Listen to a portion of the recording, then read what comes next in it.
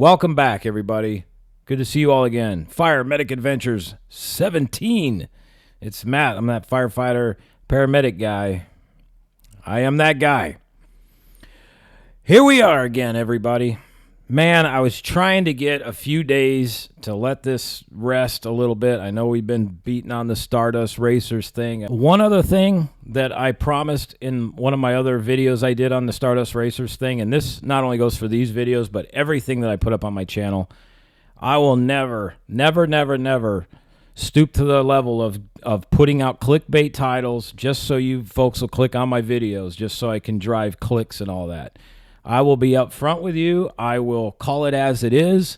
Maybe I'm not correct at the moment, and if I find out later on that different information has come out, I'll do my best to come out and correct that, similar to, correcting the statement of 5 or 6 times is now 1 time written. So I believe in being upfront and straightforward, and I want to drive discussion on this because this thing is getting deeper and deeper and deeper into the weeds. As my fear was that this was possibly going to go this direction, knowing who's involved on the attorney side, and having lived here when the drop tower incident happened and knowing what chaos that caused, like I said, I see this going the same direction, and all I want to do is drive discussion, and I want people's opinions. I want to know where you're at on this. I want to know whether you agree with me or not.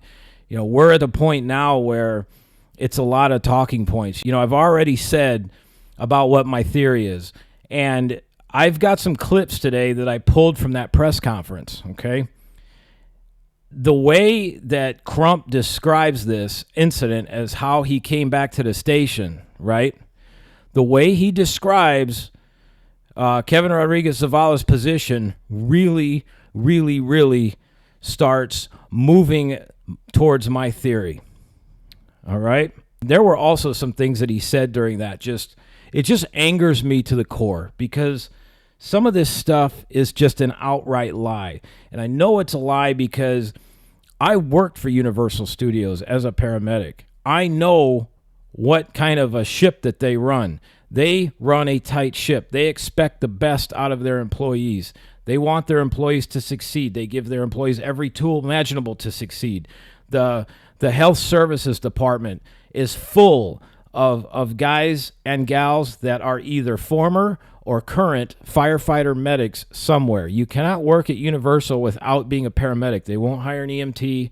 They won't hire anybody without a paramedic license. So everybody in those parks is a paramedic, and most everybody is either retired or currently works for a fire department, works in a hospital, works for an ambulance service, works for a county ambulance, works for somewhere in the emergency services, and has a wealth of knowledge. It is insane the amount of knowledge all of these paramedics have that work at Universal. So one of the things that he talks about in there was just, I'm gonna play. I got some clips, and we're gonna break that down. But his description of how things were after the train returned and all that, it angers me to the core because I know that's not how Universal operates. And I feel like right now we got a lot of gaslighting, got a lot of lying going on. He is trying to gin up the emotions, just like he did on that drop tower accident. So what we're going to do is we're going to break we're going to break down this press conference. I'm not playing the whole thing. I only have clips because there's some really damning statements that were stated in this press conference. And that's what I want to talk about. And also, like I said, as we get near the end of this, I want to talk about my theory and how I think, listening to how Crump describes Kevin's position when he returned to the station, it's really going to start putting my thought and how this may have happened into perspective. And also, one of the family members in that press conference claimed that Kevin went unresponsive after the first big drop. You shoot out of the tunnel and you come sky high, straight up, and you come over the top and then straight down. It is possible he could have passed out on that launch. Very possible.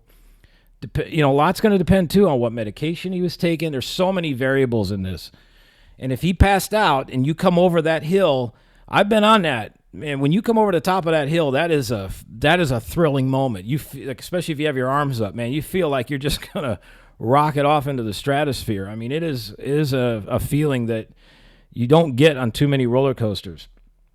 But that lap bar secures you. It holds you in place. But if something happened, which at some point I think we're going to know whether or not I'm right on this, but with him going forward, passing out, it's tending to lean more and more towards what I was saying in my first video as to what I think may have happened. So the one thing I want to talk about as well, before I play some of these clips, I can't stand listening to this guy talk either, but I've got to do it for the sake of this. You know, one of his talking points was, he says, Kevin's disability causing his death is offensive and insulting to not only Kevin, but disabled people worldwide. So let me get this straight. So if somebody has a disability, then that absolves them of any responsibility from having to make any crucial judgments on their own on whether or not they should ride something. You know, what does that even mean? Why is that offensive? You know, what's going to happen if this is proven that played a big part in this? And this is what this guy does, though. I followed him on some of these other cases that he's represented people on. He gins people up emotionally. And by sitting there going, or it's offensive to say his death was caused by his disability, why is that offensive? You know, they keep saying that he had atrophy of the spinal cord, which, folks, that goes back to what I was saying, you know, about if you have spinal cord damage and you're a paraplegic, the atrophy that goes on the legs, meaning you lose your muscle mass, you lose your bone mass, things weaken down. If he's got atrophy of the spinal cord, then this even more puts my theory into we might be onto something here. Because he did say that in his press conference. He was talking about his condition, that he had an atrophy of the spinal cord. Where that atrophy was, we're not sure. But regardless, he was in a wheelchair. He had a belt around him, which meant he didn't have a lot of core strength and that he needed assistance being held upright. That's what that picture says to me. The other thing is, and I'm getting tired of hearing this, that he is an amusement park lover and he's been on multiple rides. Look, man, you can ride everything that you want, but in that condition, you are taking a huge risk. A huge risk. And that's where this whole thing, it's so maddening, because he made the decision to go on this ride, and he did go on this ride. Something catastrophic happened, and now we're in this big tanglement of emotion because of what this attorney's doing. And now, with everything out there, you got to start wondering, what direction do they want to go? Are they pointing towards they don't want this ride to ever open again? I'm not saying that for clickbait either. I'm saying that because I was living here during that drop tower incident. That's the same shit that's going on now. So now, moving forward, I'm going to play this clip for you. He's claiming, and this was in his press conference, he's claiming that he was assisted on the ride. Now, you got to listen to it carefully because there's a little bit of tongue-in-cheek going on there. He talks about how the employees, and it sounds like, and his girlfriend assisted him on the ride. That's how you almost hear it. But I want you to take a listen to this and let me know what you think he said here. All right, everybody, here it is right here. They assisted him with his girlfriend in getting on the ride. If they believe that disabled people should not be on this roller coaster, then why would you assist him in getting on the roller coaster? No, you can't justify this by trying to blame the victim. You cannot justify this. And so this is very emotional. Yeah, it's emotional because you're causing it to be emotional. But did you all listen to that? He said they assisted him with his girlfriend. Now, does that mean that she helped him? And then because apparently she works for Universal, that she requested the assistance of the team members to help her to help him? Or did she ask the team members, hey, I work here, can you please help him into this seat? That we don't know yet, but that's an interesting piece of, as you would say, evidence if this goes to court. What happened? And it still is amazing that we don't have her statement yet. Nobody's heard word one from her, and if anybody knows what the hell happened, it would be her. So that's going to move us on into the next clip here. Now, this one talks about the chaos on the platform, and I've got a little bit more to add to this when I'm done. All right, here we go, right here. Talking about the chaotic scene after this tragedy, the fact that they said they witnessed Kevin's body completely slumped over, and that his head was against the metal bar. There was blood, and they talked about how the staff wasn't helping. It was chaotic, that they were not prepared to address an emergency. And so I know Lisa and her husband Anthony have been very concerned about this. So, chaos on the platform, and his claim is that they don't think that Universal was capable or ready to respond to an emergency like this. I can tell you that's horse shit. I'll say it again, horse shit. I've worked for Universal. I know what they expect out of their employees. I guarantee you that the health services were there rapidly when this happened. I can guarantee it. The question, though, would be whether the employees that were running the ride, what was their response in this? That I'm not sure of, but you got to take into consideration firefighters, paramedics, those of us that deal with things like this during our career. We kind of, I don't want to say become numb to it, but you see it and you're like, oh my gosh, we got to take care of this, try to save this person, and then you deal with the emotions of it afterwards. People that have never seen anything like this, and the way it's described is, again, they say, he says it right there. He was slumped over and his head was against the bar of the front car. I'm going to show you that in a minute. I've got a picture of bring back a picture from the last one, and how that further kind of promotes my theory of what may have happened here. But those team members, I would imagine that there's going to be a moment of shock and awe seeing something like that.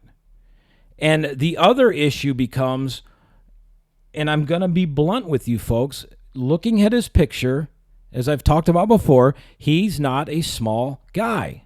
You got to think, you got an unresponsive guest on a ride that is what I would assume to be somewhere between 290 and 300 pounds.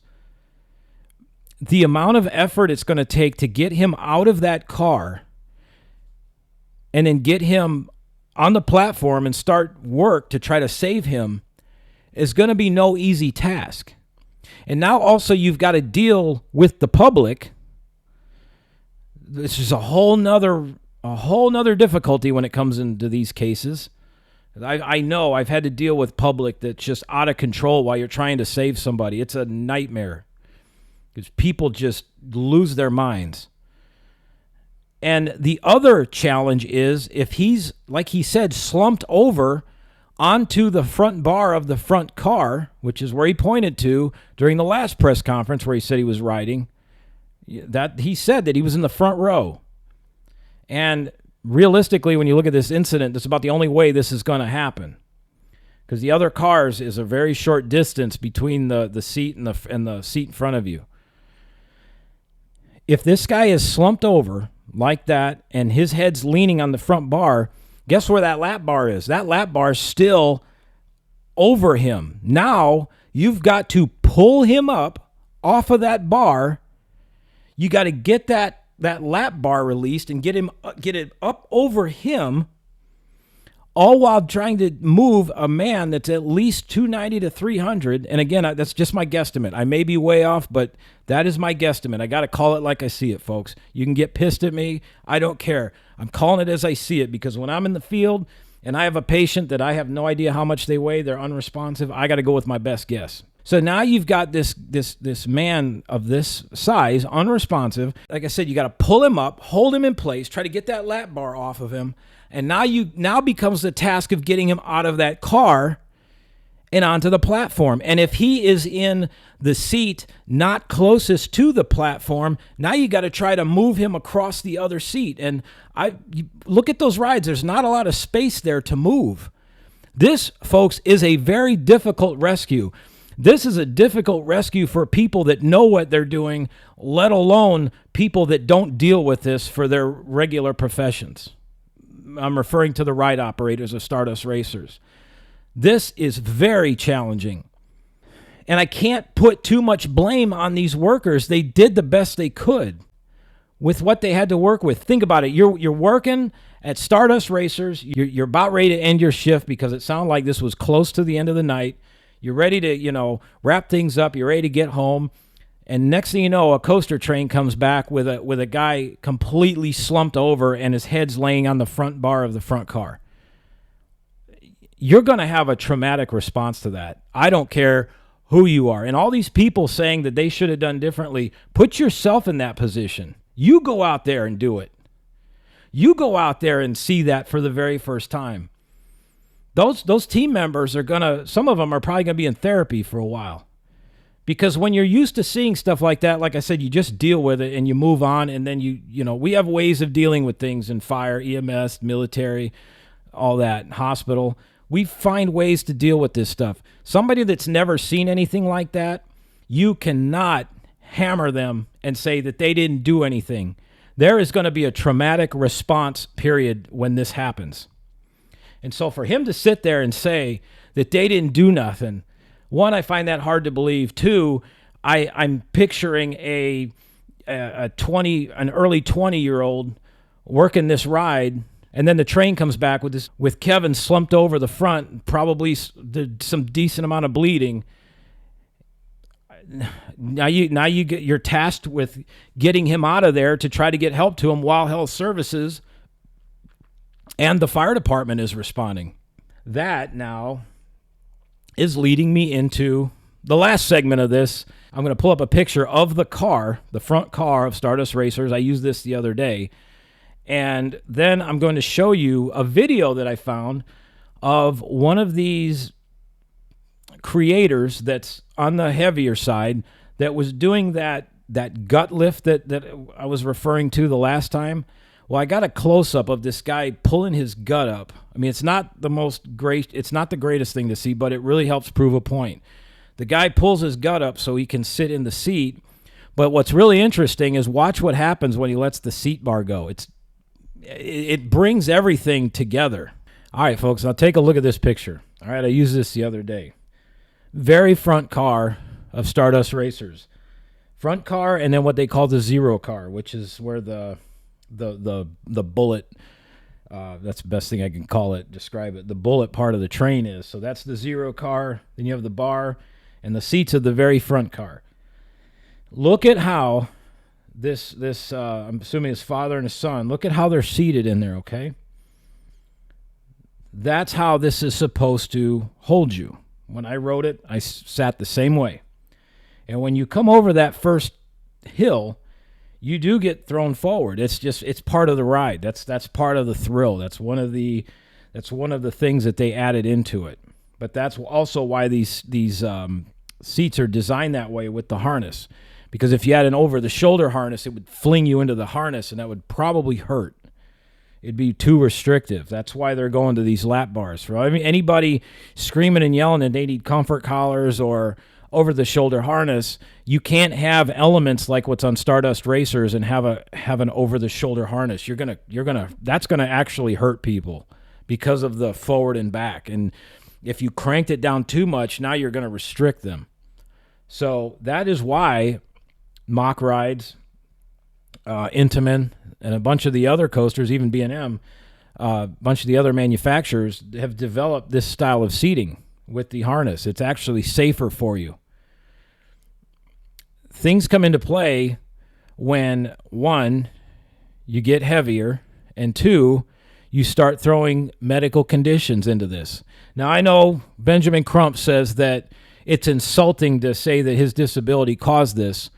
Well, like I said earlier, so what are we going to do? That anybody that's got any kind of disability is just absolved from personal responsibility, and that if they do something and get injured or killed, then it's automatically the fault of whatever they were doing, not themselves. I cannot stand that wording. Is this a tragedy? Yes. Should we look into this further? Yes. Should we do everything we can to prevent this? Yes. But as I've said before, folks, this is called life. Nothing is guaranteed except for two things, and you know what those are. Anytime you do something, whether it's crossing the street, getting in your car, going to work, engaging in fun activities, doing whatever, we all assume a certain amount of risk. And as I said on my other vlog, when I put the ticket up there, the back of that ticket clearly states that you assume all risks and liabilities with your visit today.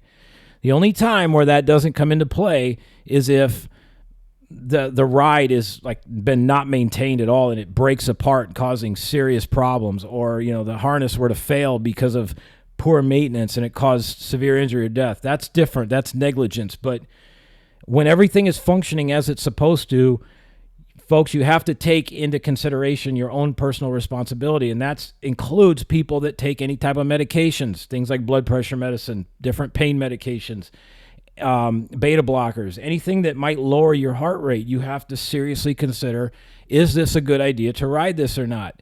Universal can't police everybody. Otherwise, what we're going to end up with is either A, we're just not going to have any rides at all anymore. Just going to show up and, be padded walkways, no more concrete, no more nothing, and just be Instagram walls everywhere. Or you're going to just have to be in absolute perfect health to ride these things, and that the days of, rides doing their best to accommodate people are going to be over. That's where this goes. I know they think they're doing a great thing by holding Universal's feet to the fire on this, and, we're going to make sure this doesn't happen again. But if you try to remove all risk from life, we might as well just stay home then, folks. Just stay home, do nothing. Just sit and just waste away. It's horse shit. You can't live life like that. So back to this.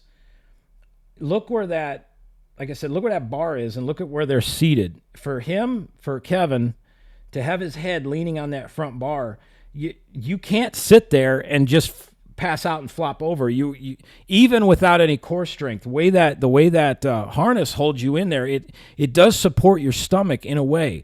The problem becomes, like I talked about earlier, especially on the fellas, when we start packing weight into the stomach area, and also with this new trick that they're showing everybody, the plus size channels, if you will, how they show people lifting their stomachs up so the lap bar can go down.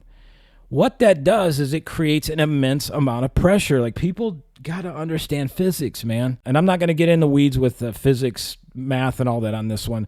But I want to show you something. So this is a video right here. And this is from a channel. I don't remember the name of the channel. Oh, Amusement Park Dad is where it's from. But this guy was at Epic Universe. This has been a while ago, but apparently he's on a weight loss journey with Ozempic, which I have my thoughts on that. I'm happy that he's trying to lose weight, but that's not a good way to do it. That'll be another vlog later on. But anyway, he's losing some weight, and so what he's doing is he's retesting these seats, and he's using that gut lift method. Now, he's still a pretty big guy right here. Just observations. So I want you to watch what happens when this plays into the Stardust Racers thing. I want you to watch what happens when he lifts his stomach up.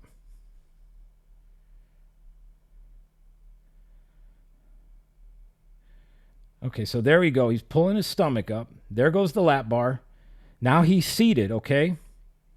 He's seated perfectly. The green light's on. I'm going to pause it just a minute. The green light's on. Look at where his stomach is. You got to look past his wrists and that. Notice how it's shoved up into his diaphragm and upper chest. Okay? Now what's going to happen here is he's going to let go of that bar. I want you to watch the force. His stomach actually shoves the bar down because of the pressure that's behind that. And watch this. So all's good, green light, let it go. Boom. So notice how fast that bar, I know it slowed down, but that bar shot back. Look at where his stomach is now. See the difference, how it's in its normal state? If he were to pull that bar down right now, he's not going to get the green light. But when you take all that weight, and like I said, when you start getting a certain size, and I can speak from experience, I got close to 280 once. I was a pretty big boy, and I had to make some decisions to live a healthier life. I was starting to get a big stomach. And that fat that we get as guys, that's visceral fat. That stuff is very, very hard. And when you compact that up into the diaphragm like that, and then you have it pressed against a lap bar, you have got a ton of force there. Now add into the forces of a roller coaster. And now, on top of that, take into consideration weakened legs from spinal atrophy, as they talked about in the press conference. All it would take is for, you see all that pressure that's underneath there pushing up. If you go over the top hill of Stardust Racers, guess where you go? Anybody that's ridden it, you get thrown out of your seat, right? If you have all that force pushing down on that lap bar, and you, because of your dimensions, you get moved forward. Remember the theory the other time, moving forward, that lap bar comes down a little bit farther, that your stomach is actually pushing you up out of that seat. And so I could see that shoving him out of the seat, going over the hill, right? And then if you had, the lap bar latch down further and cause damage to the legs, and then you hit the bottom, the what do you call it? You hit the bottom before you go up the next hill. Now you go back, and then you go forward again over the next hill, which it gives you the same reaction. As you start doing that, you're going to start pushing your way out of the seat. Does that make sense? This is why this gut tuck method for guys and even ladies, this is a dangerous thing to do on these extreme roller coasters. Because if you get shifted at all, and especially if you have a certain disability like Kevin had, where he knew that he was potentially a paraplegic, that hasn't been outright said. All we keep hearing is spinal cord injury, atrophy of the spine, but as they say, a picture is worth 1,000 words. It really points to that he's likely a paraplegic, especially with that belt holding his stomach. If you tuck your stomach in so you can get that lap bar down, and you have weakened legs, you shoot over that first hill like that after the launch, you're going at, you hit the crest of that hill, that straight up segment at roughly 62 miles an hour, and then you come over the top, and then it flings you forward, and you got all that pressure pushing up. Guess what's going to happen? It's going to launch you further out of the seat.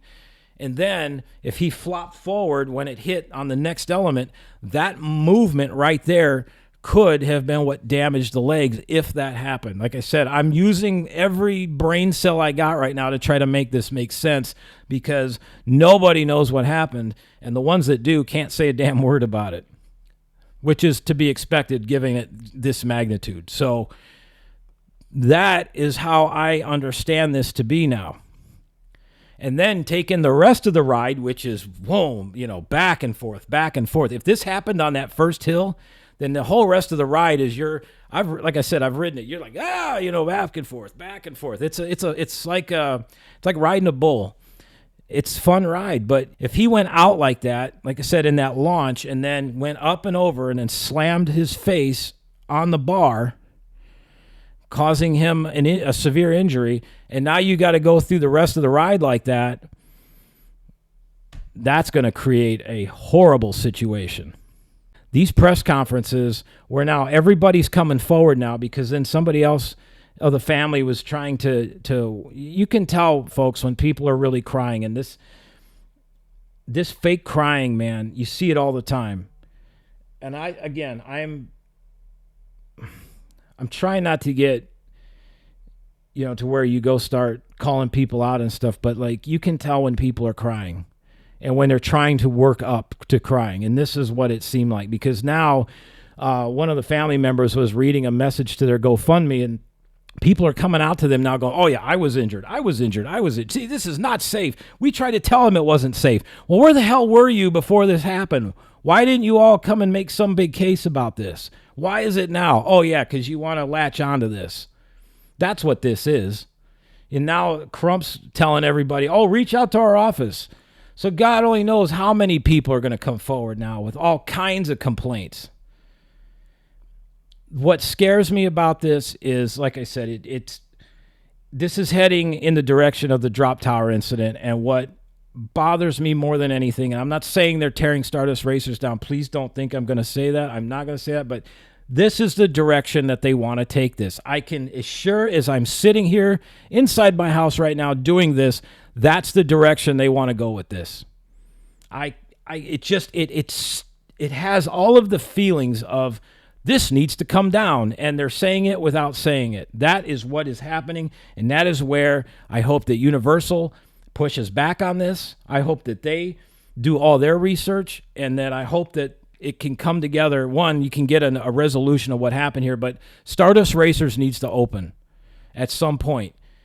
Because of somebody that made a decision, now how many hundreds of thousands of people haven't been able to ride this now? And I'm not trying to be morbid. I'm not trying to disrespect, Kevin that died on this ride, but it's like anything in life. We got to figure out what the heck happened, and then we got to start moving forward. And tearing something down every time an accident happens, especially if it's not the ride's fault, you can't do that.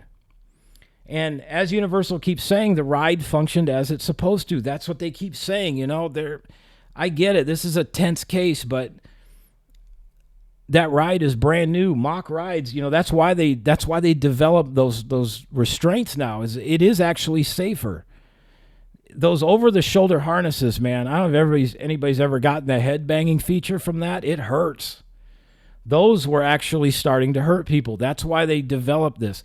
All these over-the-shoulder things, they're not as safe as people think they are. That lap bar is probably the best thing in the world. Oh, man, folks, I'm a little concerned. I really am. I thought for sure when I did this before that, we're going to reach a resolution, and then, they'll start, running the ride, trying to research it a little bit, figure this out. But I don't know. The way this is going, this thing's going to be closed for a while, I think. And if they even start trying to close this ride, that's when people, you literally got to push back. Enough is enough. Think about how many millions of people ride roller coasters all day, every day, around the globe. Sometimes things happen because somebody has had a pre-existing condition. They failed to read the warning signs, which are everywhere. And then something bad happens. And now it's to try to blame the theme park or try to blame the ride. We got to stop doing that. The other thing is as they try to accommodate more people by kind of pushing the envelope of who can ride these things, you're now opening the possibility of more and more injuries. So the other thing, what could happen is the ride reopens, and like I said, if you're in any type of wheelchair, anything, sorry, you're not riding. And by law, they can turn you away. The ADA does not have a leg to stand on when it comes to that. A lot of people have tried to sue theme parks because, they discriminated against me. They told me no. Well, they have every right to do so if they see that you might be a threat to injuring yourself on this ride. They can absolutely say, no, you cannot ride this. And that's the other direction. All the theme parks, everything is going to get so difficult to ride that you're going to have to be in premier health to ride these rides, well, especially the extreme ones. I hope what I talk about makes sense. Let me know in the comments below what you think, and the way this is going, I'm sure there'll be more updates soon, but stay tuned to the new vlog I've got coming out soon. Is it possible to move to the Orlando theme park district and cure depression? That's a good one. All right, everybody. See you on the next one. Fire Medic Adventures out. See ya.